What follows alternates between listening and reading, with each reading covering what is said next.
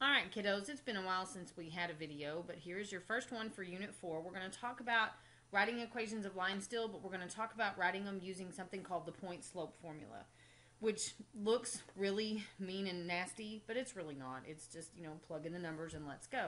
So here's what point-slope form looks like.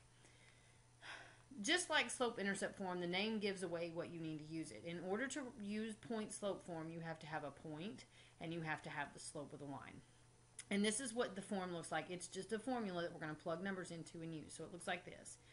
Y minus y1, where y1 is a coordinate of the point, equals m, the slope, times x minus x1, where x is the x coordinate of a point. So if you're given a slope and a point on the line, you can write an equation using this formula.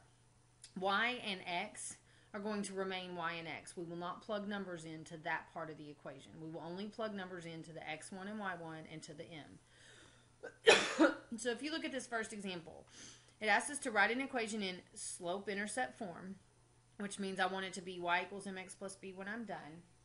And we want our line to have a slope of 3 over 2, and it has to pass through this point, negative 4, 1. So I'm going to take this information. This is my m. This is my x1, y1, and I'm just going to plug it into here. So I'm going to do y minus 1, because that's what y1 equals. My slope is 3 over 2 times x minus negative 4, so it becomes plus 4. And now I'm just going to distribute and take this equation and solve it for y so that it's in slope-intercept form. So the first thing I have to do is distribute right here. So I have y minus 1. I'm going to do 3 over 2 times x, which gives me 3 over 2x. And then I have to do 3 over 2 times 4. It's really simple. 3 times 4 is going to give me 12. 12 divided by 2 is going to equal 6. If you aren't sure how I did that, get out your calculator and do 3 over 2 times 4. I promise you it will tell you the answer is 6. Now, in order to get this in slope-intercept form, I need the y to be all by itself. So I have to get rid of this plus 1, or this minus 1. I'm going to do that by adding 1 to this side of the equation and to this side. So what I end up with is y equals 3 over 2x plus 7. This is the equation of the line that has a slope of 3 over 2 and that passes through this point. If I were to graph this on my calculator and go look at the table, this point would show up in the table. So let's do another example. This time it asks for the equation in standard form. So I've got to do that ax plus by equals c thing. My line this time has a slope of negative 4 and passes through this point, negative 1, 5. So here's my m. Here is my x1 and my y1, and I'm going to plug them back into that formula. So I have y minus 5 from my coordinate here equals the slope, which is negative 4, times x minus negative 1, which becomes plus 1. And so I'm going to distribute to get rid of those parentheses. So I have y minus 5 equals negative 4x minus 4. I just multiplied this negative 4 times both pieces. Now, in order for this to be in standard form, x and y have to be on one side, and the numbers that don't have variables have to be on the other.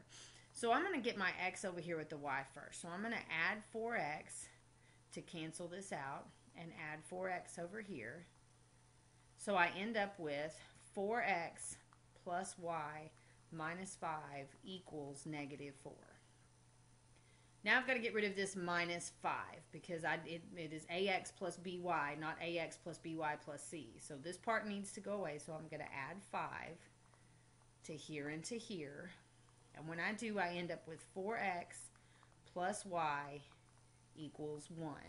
This is a perfect example of standard form because a, b, and c are integers and a is not negative. So here is my answer. That's what it looks like in standard form.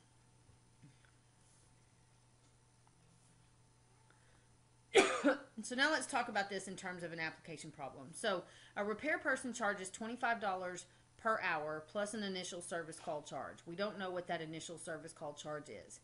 The bill for 3 hours was $105. So in this problem, what is the slope? What's the rate of change? Well, since I'm being charged $25 per hour, that is a rate of change, so my slope is 25. Part B says, what information would be a point on the equation of this situation? Well, this information right here that they gave me, 3 hours was $105, becomes a point for the situation. 3 hours was $105. And so what does this point represent? It represents that 3 hours is $105. It would be a point on the graph. And part C says to write an equation in slope-intercept form to represent this situation. They ask us to use H and C. I'm still going to use my Y and my X for just a minute, and then we will come back. Well, I guess we can use H and C, but I will come back and plug in H and C at the end, okay? So here is my M, and here is my X1 and my Y1. So I end up with Y minus 105 is equal to 25 times x minus 3. All I did was plug in the coordinates of this point and that as my slope. Distribute next. So y minus 105 equals 25 times x is 25x. 25 times 3 is 75. And so now I need to add 105 to both sides because I've said slope-intercept form. That means y has to be by itself. So I end up with y equals 25x plus 30. And so there's my equation in slope-intercept form, but here they wanted us to use H and C, so we're going to substitute in. If I look at my point here with my X and my Y, the 3 was the number of hours, and the 105 was the money, so that's my C. So if I plug these in, X is my H, C is my Y. So this is the same thing as saying C equals 25H plus 30. These are the same equation, but I just wanted to use the variables that they asked me for, and it's always good to go back and do that because if you have a multiple choice question, they will ask you that. So some things to think about. These two questions, they're the same kind of questions, but they are phrased a little bit differently, and these two are basically, they're easier. Okay, so it says to write an equation in slope-intercept form of a line that has an undefined slope and passes through this point. Undefined slope means that it is vertical.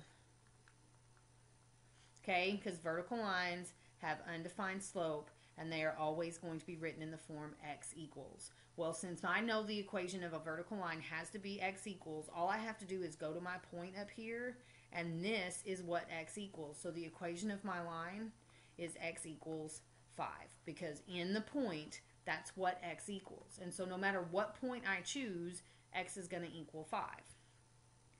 Look at the next one. It says something different. It says write an equation in slope-intercept form of a line that has a slope of 0 that passes through this point. Well, lines that have a slope of 0 are horizontal, because I know that horizontal lines have 0 slope. And so all horizontal lines are written in the form y equals. So I have my HOI and my VUX. That's the reason we did that. And since it has to be written in the form y equals, I do the same thing. I go to my point. This is what y equals, so my equation is y equals 4.